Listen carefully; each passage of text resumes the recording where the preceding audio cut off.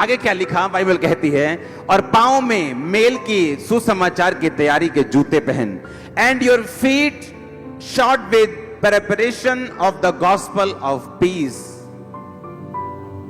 शांति के सुसमाचार के तैयारी के जूते। तुम्हारा प्रचार शांति का प्रचार है, मारने पीटने का प्रचार नहीं है। अगर तुम शांति का प्रचार करोगे तो बाइबल कहती है तुम्हारे लिए एक हथियार है। आमीन।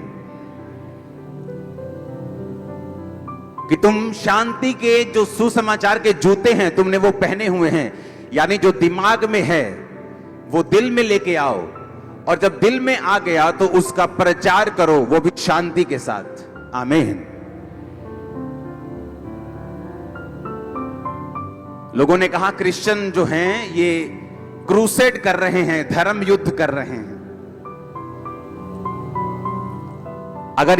अगर ये लड़ाई शारीरिक होती तो जिस दिन यीशु मसीह को मंदा और माड़ा बोला गया था तो सारी क्रिश्चियन जनता ने अब तक पता नहीं क्या कर दिया होता पंजाब में।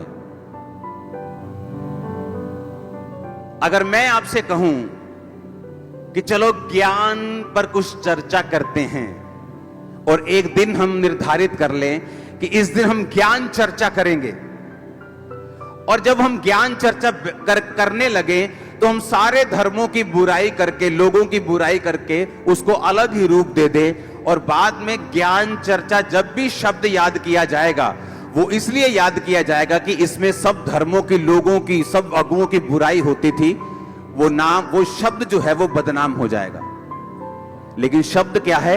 ज्ञान चर्चा। अच्छा शब्द है। आमीन।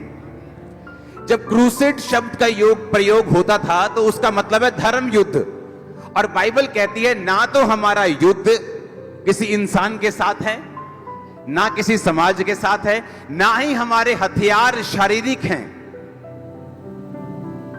तो फिर वो क्रूसेड, वो धर्म युद्ध किसी जाति के खिलाफ या किसी धर्म के खिलाफ कैसे हो सकता है?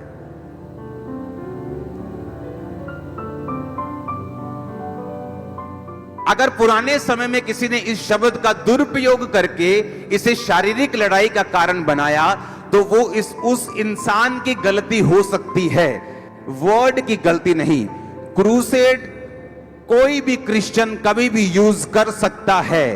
इस शब्द पे कोई निंदा योग्य, कोई गलत, कोई माफी के योग्य, कोई रिग्रेट 1% भी हमारी लाइफ में नहीं है, ना ही होगा।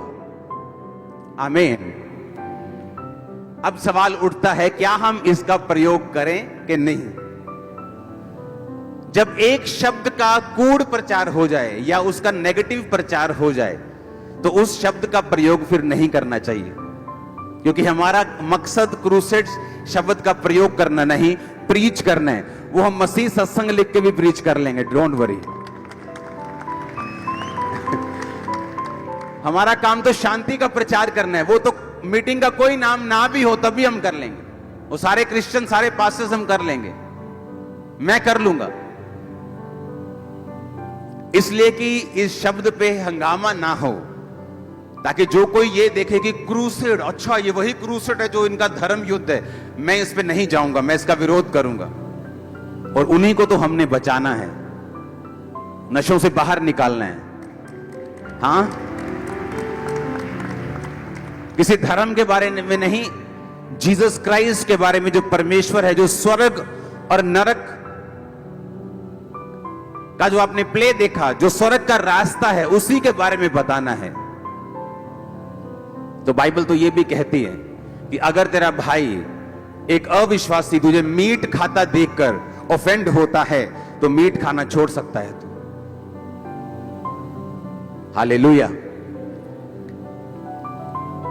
क्योंकि तेरा युद्ध और मेरा युद्ध जो है वो संसारिक नहीं, वो आत्मिक है। हमारे हथियार भी आत्मिक हैं, हमारा युद्ध भी शैतान से है।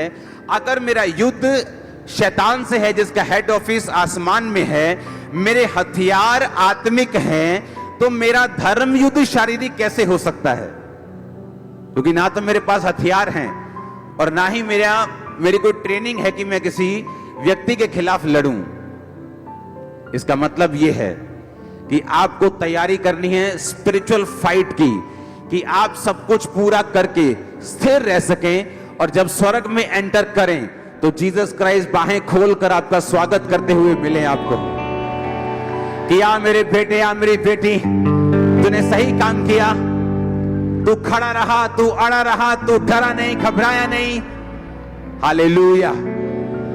अच्छे और विश्वास योग्य दास, अच्छी और विश्वास योग्य दासी, जब वो आपके कानों में वो शब्द पड़ेंगे, आपको मालूम होगा आप धरती पर आत्मिक लड़ाई लड़के, शैतान को हरा के, पाप को हरा के स्वर्ग में प्रवेश कर गए हो। और इसी से शैतान रोकना चाहता है, इन्हीं चीजों को। उसका मकसद और कुछ नहीं, उसका मकसद है आप स्वर्ग में ना जा पाए, आप अपनी साल्वेशन को लूज कर दें। आप जो विश्वास है परमेश्वर के ऊपर, आप उस डर जाएं, उस विश्वास से हट जाएं, और ताकि आप उस हेवन को मिस कर दें। उसका मकसद आपको व्यभिचारी बनाना नहीं, उसका मकसद आपको डरपोक बनाना नहीं।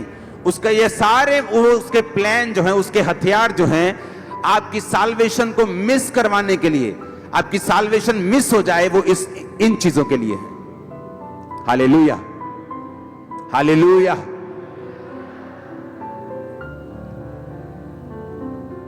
तैयार हैं आप स्वर्ग जाने के लिए? अगर यीशु मसीह आज रात को हमें लेने के लिए आ जाएं, तो आपकी आत्मिक दशा क्या है? क्या आप उसके साथ उठाए जाएंगे या यहीं रह जाएंगे? यीशु मसीह ने पता क्या कहा? उसने कहा मैं अचानक आ जाऊंगा। आमीन। अचानक का मतलब होता है कि आपको मालूम नहीं वो कब आएगा, लेकिन अचानक वो आ जाएगा और हमें ले जाएगा।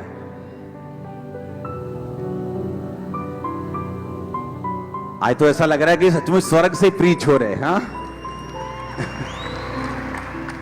पूरी टीम के लिए जिन्होंने प्ले किया, रातें दिन रात एक कर दिया, उन्होंने मेहनत की ताकि आपको सुसमाचार दिया जा सके, और जो मेरा विजन था वो आप तक पहुंच सके।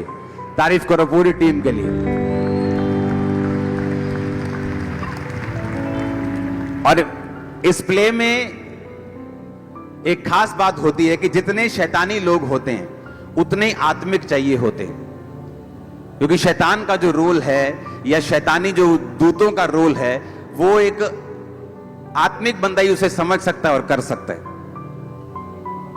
ये तो कोई नहीं कर सकता कि शैतान के दिल में क्या है वो वही जान सकता है, और वो क्या करता है वो वही जान सकता है जो आत्मिक है। जिन्होंने रोल किया, खुदावंद सारी टीम को ब्लेस करे, आपकी हदों को बढ़ाए, वो आपकी सेहत को ब्लेस करे, आपकी फैमिली को ब्लेस करे। आमीन हो जाए, ये बरकत आपकी है चर्च। Hallelujah, hallelujah. वो ऊपर स्पीकर नहीं लगे, नहीं तो मेरा दिल नहीं कर रहा था ऊपर से नीचे आने का। आज वो सोने की सड़क पे फिर रहा हूं मैं ऊपर। हालेलुया। इमेजिन करो, यहीं देखकर हमारा दिल करता है कि हम यहां से उतरे नहीं, हाँ, कि यहीं बैठ जाएं।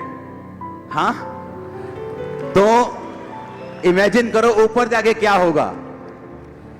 अगर यहीं देख के दिल खुश हो रहा है, तो सोचो ऊपर जाके क्या होगा। हाँ,